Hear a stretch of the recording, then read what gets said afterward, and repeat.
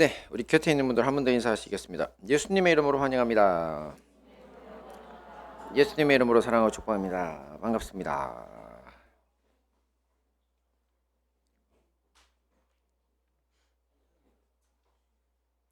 네, 오늘은 창세기 1장 14절과 15절 두 구절 말씀입니다. 우리 다 함께 보도록 하겠습니다. 창세기 1장 14절로 15절 말씀. 네, 함께 보겠습니다. 배터리가 다 됐네요. 잠시만요. 네, 아니 USB가 안 꽂혔답니다. 뒤쪽에. 네, USB에 동글이 꽂혀야 되거든요.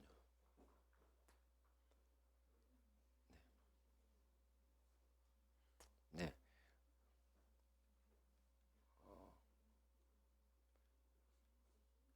네, 이제 잘 되는 거죠.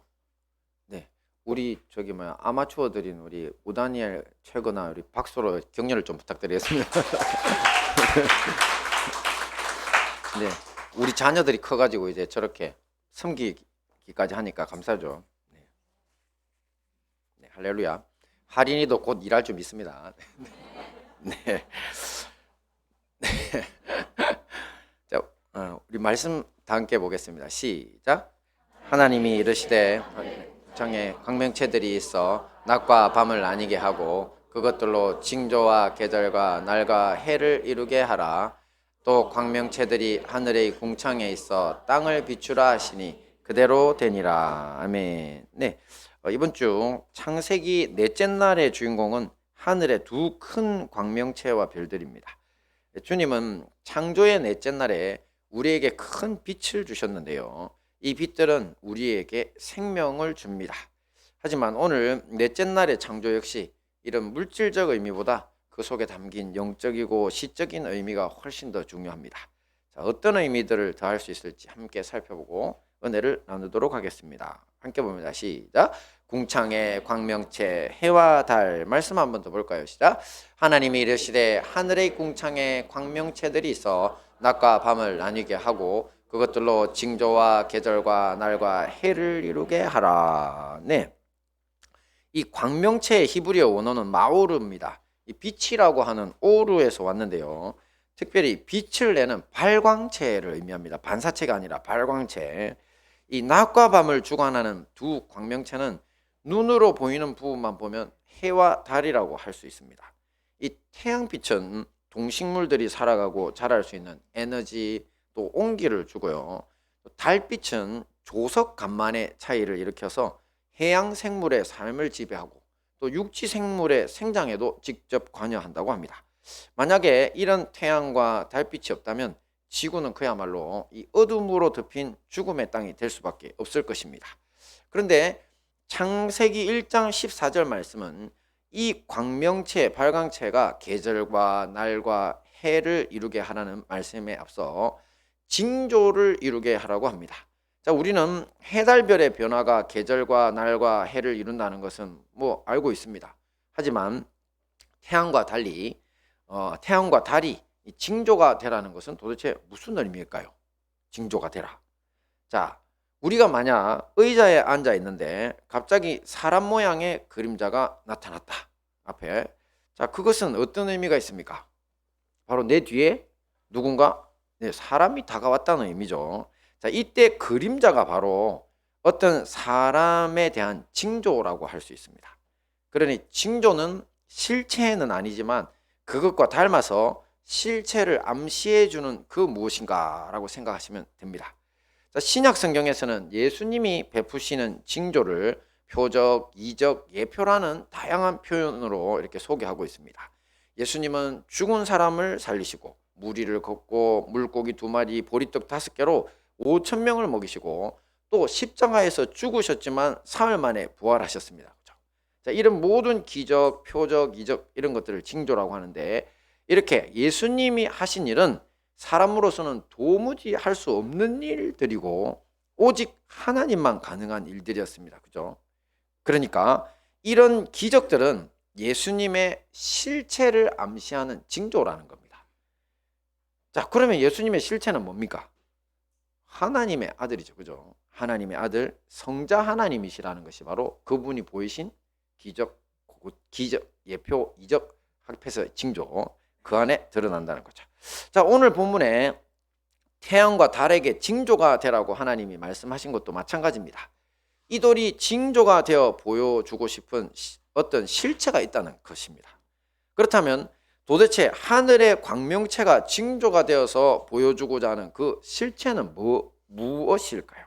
함께 보겠습니다. 시작. 여호와는 나의 빛이요 나의 구원이시니 내가 누구를 두려워하리요? 여호와는 내 생명의 능력이시니 내가 누구를 무서워하리요? 아멘. 여기서 누가 빛이라는 겁니까? 그렇습니다. 여호와 하나님이 우리의 빛이시며 구원이시고 생명의 능력이시라는 겁니다. 이 태양과 달이라는 징조를 통해 그 너머에 그것들을 창조하신 창조주의 진짜 빛, 곧 하나님의 빛, 하나님의 생명력이 있다는 사실을 우리 인간들이 알아차리기를 하나님이 원하셔서 하늘에 쟤네들을 매달아 놓으셨다는 겁니다. 자, 그런데 문제가 있습니다. 바로 우리 인류의 어리석음이 참 큰 문제입니다. 인류 역사상 수많은 사람들이 해달별 뒤편의 실체이신 하나님은 보지 못하고 도리어 해달별 그 자체를 신으로 섬기는 이 어리석음을 범하고 있습니다. 아즈텍 문명의 경우 태양신이나 달신을 위해서 수만 명의 사람을 잡아다가 제물로 바친 기록도 있고 유물도 남아 있습니다. 그 해골들 모아놓은 거 있잖아요, 그죠? 그러니 저주를 받아서 이 문명은 하루아침에 멸망한 겁니다. 그 외에 동서양을 막론하고 이런 짓을 하던 민족들에 대한 이야기가 무수히 많습니다. 뭐 태양과 달에게 사람을 죽여서 바칠 정도는 아니었다고 해도 우리 민족 역시 이 하늘의 1월 성신 천지신명 숭배가 만연해 있었습니다. 우리 조상님들이 이 새벽마다 정화수라고 떠놓고 우물가나 장독대에서 이 비나이다 비나이다 칠성님께 비나이다 뭐 이런 모습 역사 드라마의 단골 손님이죠, 그죠? 오늘날도 이 새해가 되면 1월 1일 새벽에 이제 31일부터 산 꼭대기 올라갑니다. 자, 뭐하러 올라갑니까? 예, 태양을 보고 소원 빌려고, 그죠? 뭐 그냥 가볍게 넘길 일이 아니라 이 실상은 인간들의 어리석음을 보여주는 겁니다. 태양이 뭐라고 저희한테 소원을 빌고 앉아 있어요, 그죠? 세상 사람들이 다 그 짓들을 하고 있었던 겁니다. 자, 이렇게 넷째 날의 창조에서 궁창의 광명체가 예표하는 것은 빛 대신 여호와 하나님이시다라는 것을 아셔야 합니다. 자, 그렇다면 이런 해와 달을 창조하신 진짜 생명의 빛 대신 하나님이 사실 우리 삶에 어떻게 적용될 수 있을까요? 저런 존재가 계신다. 그건 도대체 우리한테는 어떤 의미가 있는 걸까요? 앞에서 우리는 태양빛만으로도 생명의 에너지와 이 따뜻한 온기가 제공돼서 만물이 살아갈 생명력을 얻는다고 했죠. 자, 의사 선생님들 중에는 좋은 햇빛을 많이 쐬라. 그래야 피부병이 치료된다. 아토피에도 특효약이랍니다. 그러니까 이 햇빛이 피부병의 특효약이고 또 우울증, 뭐 불면증 다 극복할 수 있으니까 햇볕 많이 쐬라고 하는 분들이 있습니다. 징조인 태양이 이 정도니까 실체의 신 하나님은 말할 필요도 없겠죠. 함께 보겠습니다. 시작. 내 이름을 경외하는 너희에게는 공의로운 해가 떠올라서 치료하는 광선을 비추리니 너희가 나가서 외양간에서 나온 송아지같이 뛰리라. 그렇습니다. 하나님의 빛은 우리 삶의 모든 병든 부분을 치료하는 치료의 광선이랍니다. 이것이 바로 우리 삶의 적용점입니다. 어떻습니까? 외양간에 갇힌 송아지는 무엇을 의미할까요? 송아지가 자유를 박탈당한 거죠. 그렇죠? 그러니까 어떤 억압이나 아니면 병마, 질병, 거의 마귀와 같은 병마, 아니면 어두운 타락의 나락, 그런 이 모든 우리의 영적이고 육적인 자유를 이 박탈당한 존재를 저 외양간에 갇힌 송아지가 상징하는 겁니다. 근데 오늘 하나님의 말씀은 이런 지경에 처한 이들이 어떻게만 한다면, 여호와 하나님을 경외하기만 한다면 의로운 해가 떠올라서, 의로운 해는 바로 하나님 그 분 자체의 생명의 빛이겠죠. 이 모든 문제를 해결해 주신다는 겁니다. 치료의 광선을 뿜어주시겠다는 약속입니다. 그러므로 우리 모두 여호와 하나님을 경외하는 삶을 살아 병상에서 일어나고 잃어버린 자유와 가정의 행복 등 모든 어둠에서 구원을 받아야 할 것입니다. 다음 봅니다. 시작. 궁창의 별들 말씀 보겠습니다. 시작. 또 별들을 만드시고 하나님이 그것들을 하늘의 궁창에 두어 땅에 비치게 하시며. 네, 이번에는 마지막으로 궁창의 별을 살펴보는데요. 여러분, 별이라고 하면 어떤 이미지가 떠오르십니까? 뭐 말할 것도 없죠. 네, 우리 시온이가 막 손을 흔드는데, 네, 그냥 그 별이 아니지, 그죠? BTS겠지, 그죠? 네, 요즘 발음이 잘 안 돼. BTS이 아닌데, BTS인데. 네. 네. 저 한영어 하는 거 아시잖아요, 요즘. 그죠? 자꾸 혀가 꼬이네. 뭐 어쨌든지 뭐 군인들은 뭐 장군 뭐 별, 그리고 우리 청소년들은 그냥 스타, 자기가 좋아하는 연예인들 떠오를 겁니다. 그러니 문화적으로 보면 뛰어난 사람들을 별이라고 부른다는 것 알 수 있습니다. 그렇다면 오늘 본문의 궁창의 별은 도대체 어떤 의미를 가지고 있을까요? 그것은 결론적으로 말하면 많은 사람들을 의로운 길로 인도하는 사람을 상징합니다. 자, 크리스마스 트리 맨 꼭대기 뭐답니까? 별 매달죠.